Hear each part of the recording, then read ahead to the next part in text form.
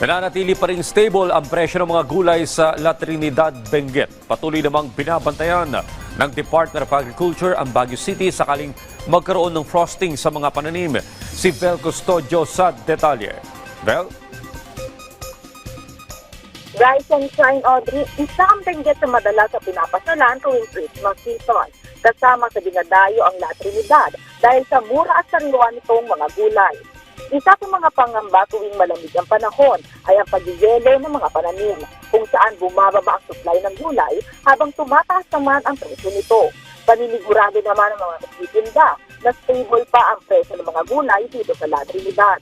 Para sa presyo ng gulay, mabibili ang patatas ng 12 pesos kada piraso, ang carrots ay 15 pesos ang piraso, ang Baguio juice ay 150 pesos kada kilo, ang sitaw ay 25 pesos kada tali, ang talong ay 16 pesos kada piraso, ang ampalaya ay 40 pesos ang piraso, ang okra naman ay 150 pesos kada kilo, ang pesay ay 120 pesos kada kilo, ang repolyo ay 80 pesos, ang lettuce ay 180 pesos kada kilo, ang siling green at siling pula ay 250 pesos kada kilo, ang bawang ay 190 pesos kada kilo, ang red onion ay 180 pesos ang kilo, at ang white onion ay 160 pesos ang kilo. Sa Baguio City naman, patuloy ang pagbabantay ng Department of Agriculture at ang City Agriculture kung sakaling magkaroon ng frosting sa mga pananim. Ang ating average temperature ngayon is nasa 17 to 25. So we're okay. Siguro magkakaroon tayo ng problema sa frost.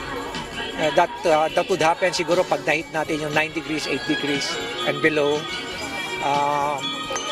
Siguro mga bandang January o February. Kailangan mabilisan lahat ang pag-spray ng tubig para hindi masunog.